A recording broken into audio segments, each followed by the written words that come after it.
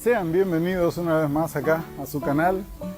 Hoy estamos, Tu Voz América, estamos con nuestra señora esposa acá, con mi señora esposa, no nuestra. Esto es la plaza de Vila. Acá este show de aguas se hacen todos los días.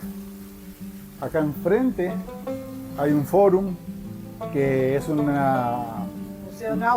museo náutico. Hoy se va a convertir en un museo náutico. Vamos a entrar y vamos a mostrarle. Nosotros ya fuimos, ya conocemos, pero no hicimos el video para ustedes. Entonces, vamos para allá.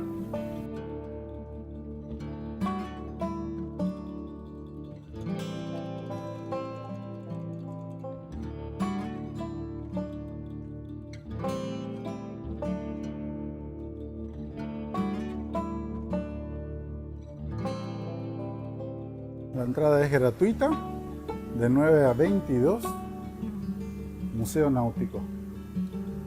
Vamos a ver, hay un montón de cosas para ver acá. Ya vamos a entrar al museo. Vamos a hacer una recorrida. Previa autorización, se comunicaron si que podíamos, nos tomaron el nombre de nuestro canal, nuestro nombre y autorizar. Vamos para allá.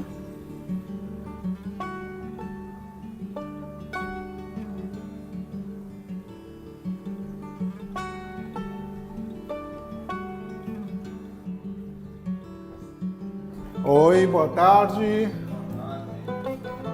Tudo bom? Obrigado. Você vai ser a pessoa que vai acompanhar nós? Um prazer. Júlio. Prazer. Rodolfo falou. Sim, esse livrinho é um presente do museu. Deixa eu colocar um microfone, por favor. Então dá tudo certo. Aí, então não tem que nem subir. Então, Isso é um presente do museu e tem um pouco do material exposto aqui em cima que vocês vão ver que é referente às histórias dos naufrágios que já aconteceram aqui em Ilhabela. Que foram muitos, né? Foram muitos. E aqui nesse salão nós vamos conseguir ver a história de 16 deles. Tá bom. Então, estamos fazendo o ingresso al salón, vou traduzindo acá, donde hubo 16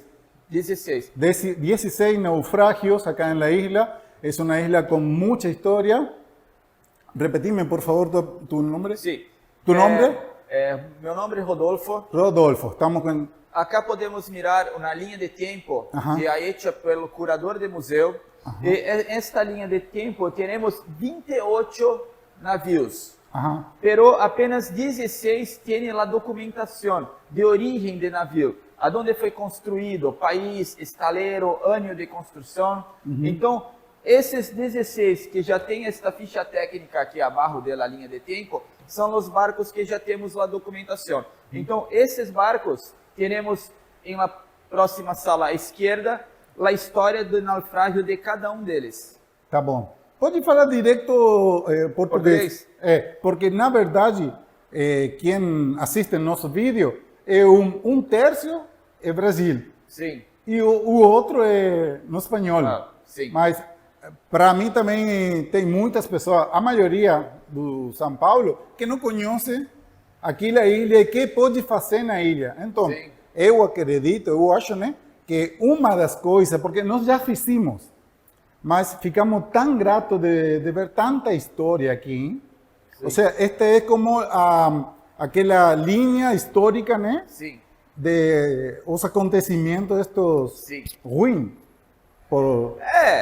A história não é uma história muito boa, né? Mas é parte da história da ilha aqui. Tá? Faz parte, né? Faz parte. E este salão principal, ele vai contar a história do naufrágio do navio Príncipe de Astúrias. Que foi é aquele o mais conhecido, é o pior dos naufrágios aqui da ilha e é um dos piores naufrágios do Brasil, da América do Sul. Bom, então, déjeme contarle que acá el naufragio más renombrado en América del Sur fue de este barco que se llamó Príncipe de Asturias, que también tiene su historia por detrás. Sim, era um barco espanhol que fazia uma linha entre Barcelona e Buenos Aires. E nessa última viagem, eles acabaram colidindo com uma rocha submersa aqui atrás da ilha. E o navio, após a entrada de água, as caldeiras explodiram e ele afundou em apenas 5 minutos. 5 minutos? 5 minutos. Para ser um barco tão grande, porque eu acho que era... Quanto tinha 140 metros. De comprimento, se fala, né? Então, a eslora do barco, eu acho que se fala de eslora no espanhol, era 148. 140 metros de comprido? 140 metros de comprido. Meu Deus do céu. Era um barco importante. Sim, era o barco mais luxuoso da Espanha na época. Ele tinha uma capacidade para 1.890 passageiros. Na lista oficial, no dia do naufrágio, tinha apenas 588, porque era muito comum nessa época viajarem passageiros como clandestinos. Eles pagavam uma passagem muito barata, mas eles viajavam no porão do navio junto com a carga e eles não eram relacionados na lista oficial de passageiros do navio. Ou seja, tem muitas pessoas que morreram sem saber qual era o nome deles. Exatamente, e sem saber até quantos estavam no navio. Porque não se sabe exatamente quantas pessoas estavam no navio, a não ser os 588 que estavam oficialmente na lista, que já incluía a própria tripulação do navio. Meu Deus. Então, mas você quer fazer um vídeo porque, olha, todas essas peças dentro desses aquários, a maioria dela foi retirada do Príncipe de Astúrias, mas também existe de alguns outros navios, mas está tudo identificado. Sim. Aqui atrás, se você quiser filmar, tem uma réplica do Príncipe de Astúrias. Vamos para lá. E aquele outro navio é o Velázquez, que também é outro naufrágio que tem aqui na ilha. Então, acá temos uma maqueta de Príncipe de Astúrias. Exquisita, exquisita en todo su sentido, por el detalle que tiene. Quisiera que por favor en el video salga el detalle que tiene. Entonces, de ancho, ¿cuánto? 17 metros. 17 metros. Não, acho que eu tenho a medida aqui, agora não recordo se é 17. Acá podemos ver una escafandra también. 17 metros mesmo. 17 metros. Isso. Esse é um capacete de um escafandro. Acá podemos ver algunos de la tripulación. El capitán José Lotina Abrisqueta. Quisiera que quede acá registrado. Esto solamente es un desenho. Un diseño. Sí. O sea, esto es un dibujo de cómo pudo haber sido. Sí, y cómo ocurrió. Ajá. Tenemos acá también las listas de pasajeros. De algumas viagens anteriores. De viajes anteriores. Entonces, sim, tem algumas de 16, mas temos muitas de 15 e 14. Aí o ano de la lista em todas as páginas. 1915, né? Sim, ó. Vamos fazer um... 14, onde está aqui? Acho que aqui está vendo, 14. Meu Deus. Aqui acho que é 15. Então, ele fazia o viaje entre Buenos Aires e Barcelona. E Barcelona, sempre passando aqui por Rio de Janeiro. Brasil, ele passava no Rio de Janeiro e em Santos. E Santos. Ele passava nesses dois portos quando havia passageiros para embarcar ou desembarcar. Se não houvessem, ele não parava. Mas em Santos era praticamente, quase toda vez eles acabavam fazendo uma parada em Santos. Deixa eu perguntar para o senhor. Aqui todo isto foi recolhido da praia ou foi... Não, foi em mergulho, em buceo. Mergulho? Mergulho. Sim. Olha, dimos com a pessoa que habla espanhol, sabe algumas palavras que eu creo que buceo é bastante difícil. Não sei se a sua câmera vai pegar, mas se você conseguir ver o centro do prato aqui contra a luz, você consegue ver uma estampa da empresa da Pinillos Izquierdo, que era a proprietária do Príncipe de Astúrias. Aonde fica? No centro do prato. Olha. No centro do prato. Sim. A verdade é que não dá, apenas dá para olhar aí, hein? O reflexo por causa da luz. No reflexo dá para... Ou seja, os pratos eram exclusivamente feitos para o Príncipe de Astúrias, porque ele era considerado o navio mais luxuoso da Espanha na época. Por isso era comparado ao Titanic, pela luxuosidade. E até algumas pessoas costumam chamá-lo de Titanic brasileiro, por ele ter afundado aqui, apesar de ser um barco espanhol. Ou seja, não era uma empresa brasileira? Não, era uma empresa espanhola, chamada Pinillos Izquierdo. que tinha a sua... Tinha sua empresa em Barcelona, em Cádiz. Em Cádiz. A empresa era em Cádiz, na Espanha, mas os barcos saíam de Barcelona e passavam Cádiz e outros portos até chegarem ao Brasil. E todas essas coisas foram mergulhadas de a pouco, né? Sim, foram retiradas em mergulho. Uhum. Então, pode continuar. Bom, aqui as demais peças também são do príncipe. Aqui, esse documento é uma curiosidade, porque isso daqui foram 3 sobreviventes que foram encontrados flutuando tão distantes aqui de Ilhabela. Aqueles que figuram aqui. Esses 3, eles foram retirados pelo Porto de Santos. Então, isso é um documento do Porto de Santos, da chegada desses 3 náufragos. Inclusive... 3 náufragos que justo haviam subido. Sim, ó, e pode reparar que foi rasurado aqui em cima, ó, náufragos do Príncipe de Astúrias. Aham. Isso aí, na verdade, era a lista de desembarque de passageiros, né? Todo passageiro que desembarcava em Santos ou em outro porto, ele tinha que preencher, aparecia nessa ficha. Tá. Como esse pessoal foi resgatado e foi levado para Santos, acredito eu que por causa da distância que eles foram encontrados aqui no mar, eles acabaram saindo pelo Porto de Santos. Foram os únicos sobreviventes que não foram trazidos para cá, ou para São Sebastião, e foram levados para o porto lá. Meu Deus do céu. A maioria de todas as coisas que temos aqui, então, é do Príncipe das Astúrias. Do Príncipe das Astúrias. Mas, se vocês olharem ali aquela outra bancada, também tem dos outros navios, do Western World, do Dart, que são esses outros navios, como essas peças também. Isso aqui é de um navio chamado Aimoré. Isso aqui é uma lanterna, né, de bordo, que na verdade ainda era a gás. Aham. Então é uma lanterna um pouco mais antiga, ela não é nem elétrica ainda, ela era uma lanterna a gás. Do mesmo jeito que essa daqui era a querosene, por isso que eles têm essa chaminé aqui em cima. Era para poder ter a saída da queima do material. Querosene, o que quer que fosse que eles usassem aqui para iluminação. Algum tipo de óleo também pode ser, né? Pode ser um óleo também, mas era alguma coisa que... E aí, Entonces, disculpa, lo que nos estaba hablando de que esta tapita acá, en realidad es una chimenea. Ahí vamos. Es una chimenea por donde salían los gases que iluminaban el fuego que producía este combustible. E aí, nesses equipamentos mais antigos, principalmente como esse aqui, é interessante ver como o vidro ele é feito no formato de um prisma, que era como a iluminação não devia ser muito forte por ser querosene ou algum óleo, ele intensificava a iluminação. Aqui também estamos falando... Olha, então, aqui, por exemplo, nós temos já uma outra embarcação, que é outro naufrágio aqui da ilha, que é o Velázquez. Apesar dele estar com aquela bandeira ali espanhola, ele é um navio inglês. É que o artesão, ele se empolgou, acho que por causa do nome do navio. Ele achou que era um navio... Aí ele pôs uma bandeirinha espanhola, mas o Velázquez pertencia a uma companhia inglesa. E por curiosidade, todos os navios deles tinham o nome de um pintor famoso. E o Velázquez era um deles, e foi o que acabou naufragando aqui na ilha. Olha, as coisas da vida, né? E aquele é um refletor. Sim, é um holofote de bordo. Na verdade, ele até poderia estar ligado aqui, que normalmente ele fica aceso. Olha! Isso é um holofote de bordo. Isso era para iluminar o convés do navio, ou fazer iluminação externa, às vezes para algum barco chegar, tipo... até os pilots, né, o pessoal que faz o acesso, o embarque, a entrada e a retirada dos navios do porto aqui, que é o pessoal da praticagem. Dava para ajudar muito, cara. Sim, essa e aquela outra também.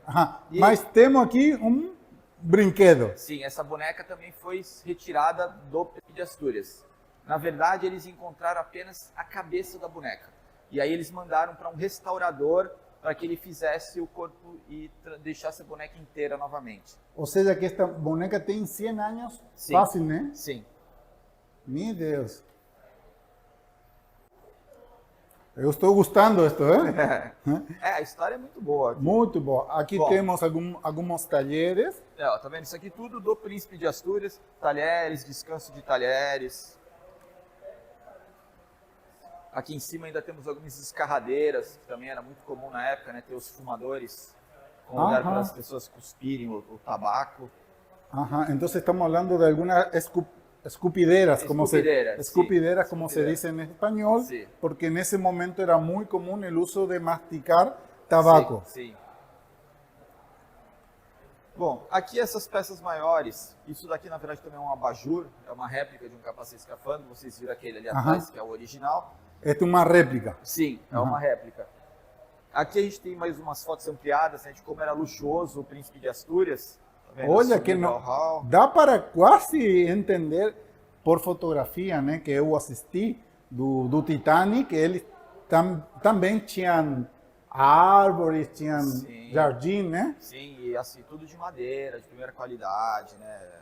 Aqui isto dá para entender que era parte do comedor. Sim, comedor de segunda classe. De segunda classe? Sim. Olha. Porque eram distintos os comedores, né? Tinha o comedor de primeira classe e o de segunda classe. Que bom. Inclusive, a cozinha principal do navio ficava na segunda classe, que era para não incomodar o pessoal da primeira classe com o cheiro de comida. Ah, claro. que os caras de segunda classe eles têm que aguentar. Bom, aí aqui nós vamos ter os painéis referente àqueles navios que tem a ficha técnica ali no salão, que aí vai contar a história do naufrágio de cada pouco mais deles. Detalhado, né? Mais detalhado. Então nós temos o caso do Aimoré, que é um navio que está naufragado aqui até próximo da Praia do Curral, que normalmente é um dos navios que as operadoras de mergulho levam para as pessoas poderem mergulhar. E ainda dá para ver, mas pedaços do navio. Pedaços do navio. Assim, eixo de hélice, pedaço de caldeira, já não tem um pedaço do fundo do navio. Lembra para mim, a praia era a... Praia do Curral. Praia do Curral. Então, é um bom dado. Fica próximo à Praia do Curral. Uma boa dica para quem quer fazer mergulho. Praia do Curral. Está aí o dado. Sim. E aí tem os outros também, né? Por exemplo, o Teresina e o Velasquez também são outros dois navios que estão aqui no canal, um pouco mais ao sul, depois lá do Curral, mas que também são dois navios que as operadoras de mergulho levam para conhecer. Inclusive, eu não lembro se é o Teresina ou é o Velasquez, que ele até está um pouco mais inteiro. Diz que é mais, você tem mais noção do tamanho do navio. Tá? Mas são 3 deles que são levados, que é possível poder fazer mergulho. Mas qual deles foi o primeiro? Tem alguma referência? Qual foi o primeiro navio? O primeiro que nós temos documentação é o Crest. Crest. Ele é um navio de onde? Ele naufragou em 1882. Era um navio inglês. 1800, deixa eu ver aqui. 1882. Acá podem ver, este é o primeiro registro. Sim. Se chama Crest. Esse é o primeiro que nós temos a documentação do navio. Nós temos relatos de naufrágio já desde o período colonial. Então, por exemplo, existe um relato de um naufrágio de um navio chamado Pamelar, que era um pirata, que ele saqueou o mosteiro de São Francisco, em São Sebastião. Então, os freis escreveram a história. Olha, nós somos assaltados pelo navio. Então você tem uma ideia que... E quando ele estava saindo de São Sebastião, ele foi afundado pelo navio de acho que norueguês, chamado Jacob Roggeveen. Eu não lembro o país, mas ali atrás tem... Mas era como uma força armada? Era um explorador, mas que ele sabia que eram piratas, então ele afundou o navio dos piratas. E aí a gente tem essa história, mas nós não temos nada que comprove. Não tem uma peça não do tem navio, peça arqueológica para falar, esse era o navio daquele que estão falando. Exatamente. Então, por que a gente tem só a partir do Crest? Mesmo lá na linha do tempo, existem outros navios já mais antigos, 1825, mas nenhum deles nós conseguimos ainda a documentação do navio, que comprove que realmente ele estava navegando por aqui, ou que quem era o dono do navio, onde ele foi construído. Então, por isso que esses todos que nós estamos apresentando, eles já têm essa documentação. A gente tem a origem do navio, o país que ele foi construído, estaleiro, ano, como é o caso do Crest. Então, desses navios, esse é o mais antigo deles. Que tem toda a documentação. Sim. E esses daqui, a maioria deles estava deixando o Porto de Santos carregados de café, que o café era o produto exportado pelo Brasil nessa época, e estavam levando ou para a Inglaterra ou para os Estados Unidos, e eles acabavam saindo do porto por causa do mau tempo. Eles não tinham a referência de conseguir enxergar o continente aqui, a Serra do Mar. Então, quando você sai de Santos, quando entra uma frente fria, esse mau tempo é um sudoeste que ele acaba jogando você contra o continente de novo.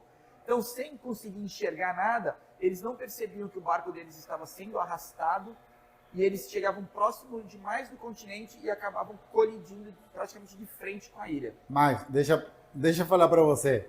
Aquela vez que falamos aqui com uma mulher, uma companheira sua, né? eu falei para ela, mas tem muitos. Dá para entender que todo mundo tinha problema?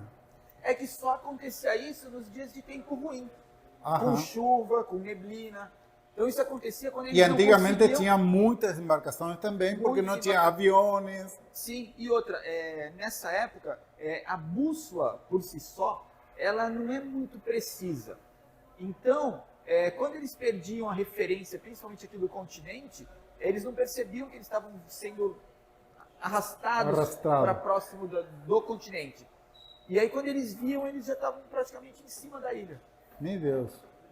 Ou seja, que a carta do navegação também pode ser que... Não podia, porque como hoje em dia a carta de navegação, também nós temos as questões digitais, né, que favorecem isso. Uhum. Mas naquele tempo, você tendo a carta, mas não tendo uma referência visual, mesmo que você fizesse ali um cálculo de rota, né, traçasse a derrota, como eles chamam, que é o rumo do navio, às vezes se eles não compensassem o vento que era bem forte e que pegava o barco justamente lateralmente, então isso fazia com que ele fosse sendo jogado e sem referência você nem na hora ele não dava o tempo para perceber. Uhum. Então eles não percebiam que estavam sendo jogados para próximo demais do continente. Bom, aqui temos outras coisas que parecem mais antigas ainda. Tudo do Príncipe de Astúrias, inclusive este ferro que diz que é uma ferragem sem identificação, nós sabemos que isso aqui era um cabo de bateria.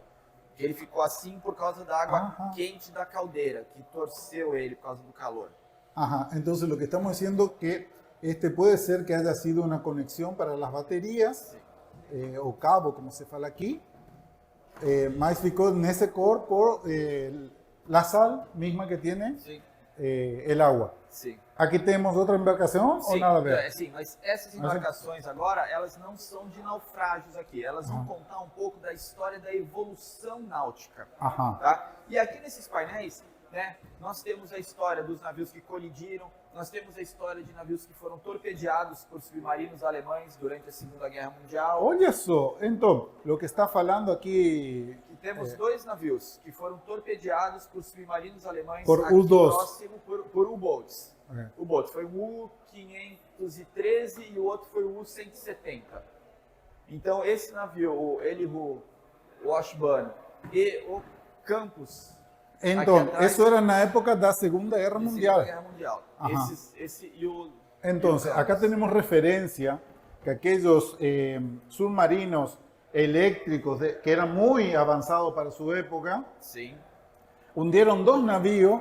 Uno de ellos fue el Washburn, tenemos aquí, en el día 3 de julio de 1943 y fue hundido por el submarino alemán U-513. La letra U hace referencia a esos submarinos que eran muy avanzados para la época. O U é por causa do nome alemão de Underboat, que é porque underwater. Que eu não sabia. Eu sabia que o nome... Embaixo d'água. E o U é por causa do Underboat, que era o navio que andava debaixo do água. Um bote que vai por debaixo do água. Sim. Olha só, a toda hora uno aprende, hein? E aqui o Campus é o outro navio que foi torpedeado pelos submarinos alemães, aqui na ilha. Os dois foram perto da ilha? Os dois foram entre a ilha e o arquipélago de Alcatrazes, que fica aqui um pouquinho ao sul. Então, para a gente que não sabe, no sur de la isla de Ilha Bela, tenemos a la vista otra isla que se llama Alcatrazes, que es una reserva totalmente natural. Nadie puede ir. Solo dejan ahora mergulhar sin tocar la playa. Você não pode descer na praia porque está proibido por a Marinha do Brasil, né? Sim. E hoje em dia o ICMBio, que é o Instituto Chico Mendes, que é o Instituto Brasileiro de preservação, que cuida dos parques. Que a gente tem o IBAMA, que é o que cuida da fiscalização, mas o ICMBio são os administradores desses parques. Ah, tá bom. Entonces ahí nos está dando los nombres de las administraciones que cuidan, por un lado, los parques y otro que supervisa todo. Entonces, deixa eu perguntar, senhor, então, o campo foi furado? O campo por um submarino alemão, na verdade o U-170, e é um dos naufrágios que acabou tendo um número de mortes até um pouquinho mais alto, que 12 dos 63. Daqueles naufrágios, não foi recolhido nada? Do campus, não. Do campus e do Elihu Ashburn, não. Eles não. Mas tem certeza que está já lá furado? Sim. Está tudo registrado. Olha só.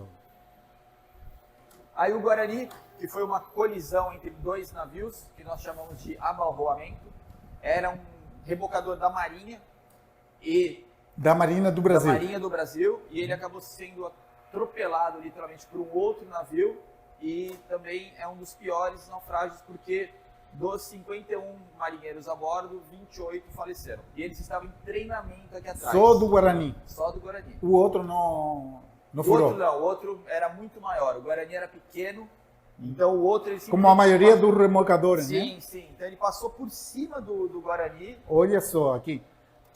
Pode falar. Tá vendo? E aqui a gente tem o nome do outro vapor, tá vendo? Um cargueiro chamado Borborema, que foi o que acabou colidindo. Então, essa fotografia pertence àquele navio do... É dele, mas isso é lá no estaleiro, que se eu não me engano era na Inglaterra. Então essa foto é de lá ainda, ela não é daqui. Ah, nossa.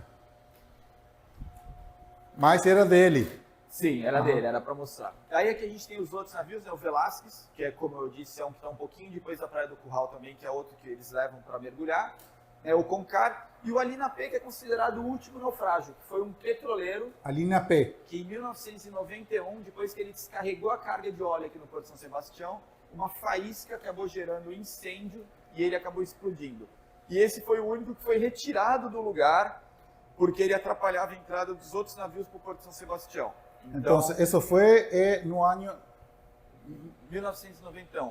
Dezembro de 91. Sim, quase ano novo.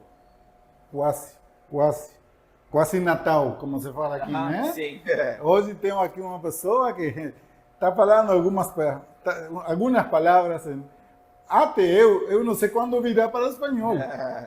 Bom, e esse mapa eu achei bem legal, ilustrativo. Ele mostra aqui embaixo esses ícones todos, são dos navios afundados, né? Mas como isso não está em escala, dá a impressão que estão todos longe da ilha, mas não. Somente os dois que foram torpedeados é que estão mais afastados. Os demais estão realmente, praticamente em cima da ilha. Opa! Né? Porque eles acabaram colidindo com a própria ilha em si. Então a maioria deles está lá. E aqui a gente vê os faróis, né? Os 4 principais. Na verdade aqui tem um quinto, que é o da Pirabura, mas ele é um faroeste. Que são os faróis que foram construídos também para identificar essas pontas da ilha, para tentar diminuir esse número de naufrágios nesse período. Agora, me fala, como pode ser que já para o ano 91 tem... Falta de manutenção. Olha... Falta de manutenção. Ou seja, é uma questão humana, né? Sim, depois que descarregou óleo, os tanques eles ficam com muito vapor, com muito gás, inflamável ainda. E diz que um desses tanques dele estava vazando. E a hora que ele lançou a âncora, né, a corrente acabou gerando uma faísca, e diz que essa faísca foi o que gerou o incêndio e acabou gerando a explosão do tanque. Deus do céu. Bom, onde tem gás, é muito provável... Se não tiver manutenção, não tem. E aqui, o Concar, ele tem uma história engraçada, porque ele transportava na sua carga latas com molho de tomate. E as pessoas aqui na ilha, os caiçaras, agora estou lembrando, não conheciam o molho de tomate. Então, eles quando abriram as latas e viram aquilo vermelho, eles utilizaram isso para pintar as casas. Ele não conhecia então, o molho de tomate. O molho de tomate em lata, aquela gente não tinha ideia de que a salsa, como se diz em espanhol, de tomate venía en tarro y lo ocuparon como pintura. Sim, tanto que a praia recebeu o nome de Praia Vermelha, por causa disso. É por isso que está lá. Olha só. O azeite foi usado em lamparina, o que eles aproveitaram... O azeite azeite de oliva, eles usaram para lamparina, que eles também não conheciam o azeite de oliva. Meu Deus.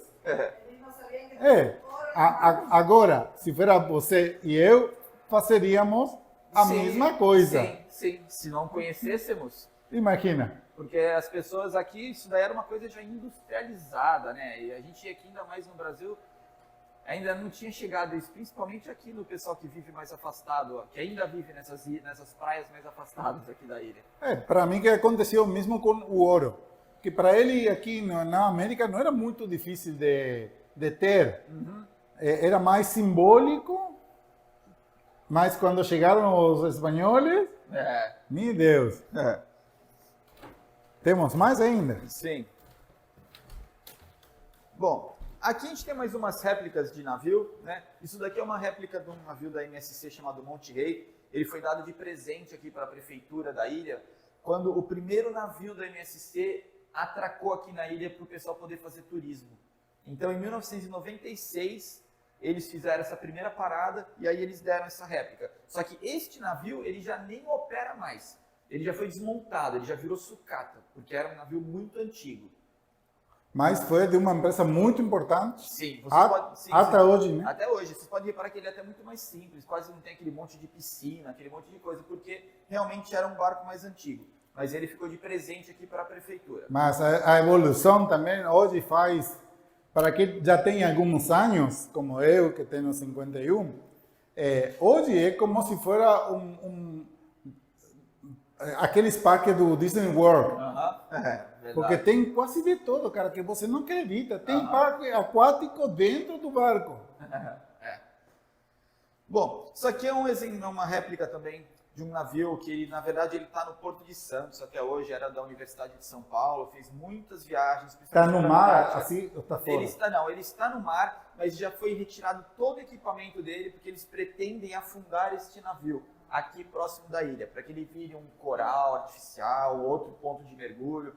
Mas esse navio ele também não opera mais. E esse barco fenício é para mostrar também essa questão da evolução, que os fenícios foram os primeiros a dominar as embarcações nas grandes navegações, comércios. Então eles foram os primeiros a desenvolver o uso da embarcação, o uso dos remos para propulsão, porque até então eles usavam somente a vela, o vento. Mas aquela ponta tinha uma função. Sim.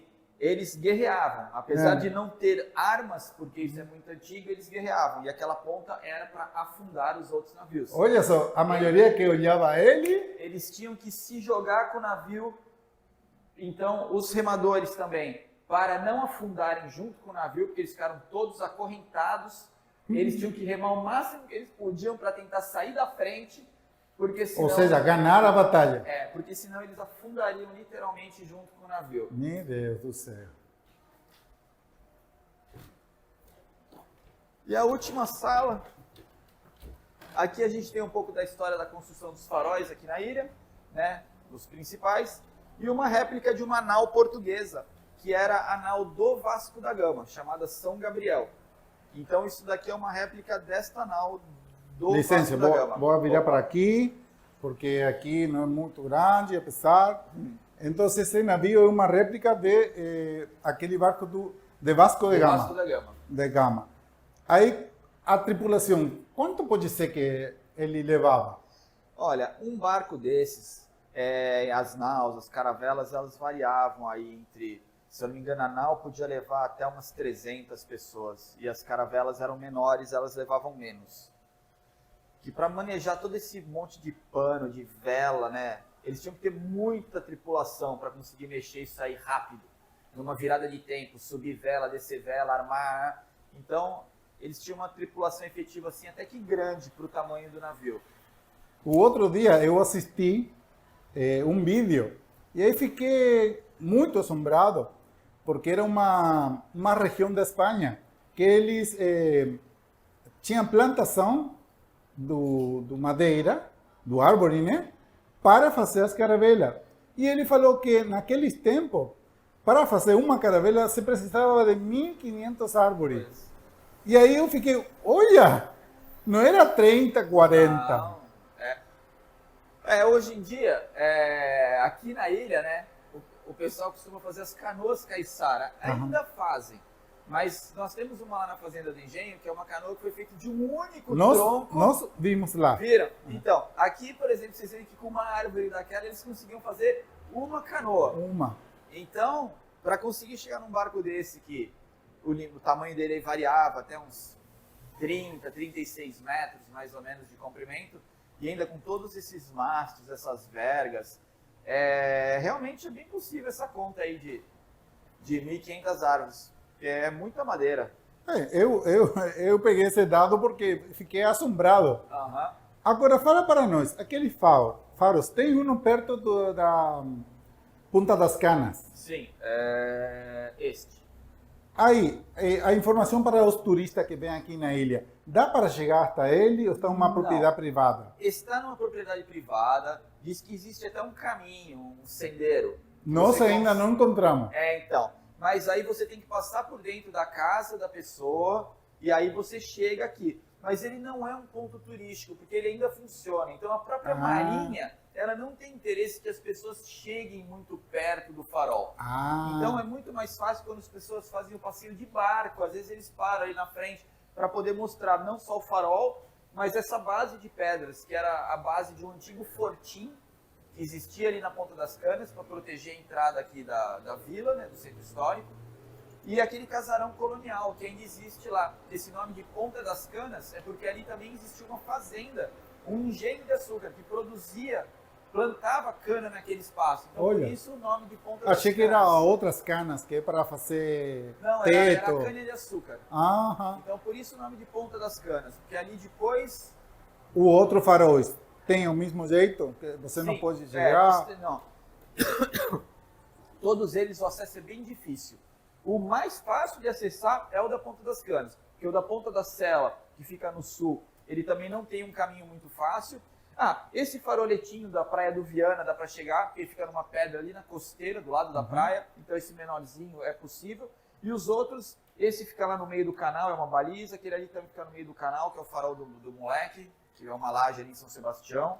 Então, aqui tem esse farol, que é mais pequeno, ele fica na Plaza de Viana. Anoten, vayan haciendo sus anotaciones para cuando vengan acá a esta isla hermosa que se llama Ilha Bela. Bom, chegamos no fim? Chegamos no fim. Bom. Encerramos por aqui. Obrigado pela visita. Obrigado, nós.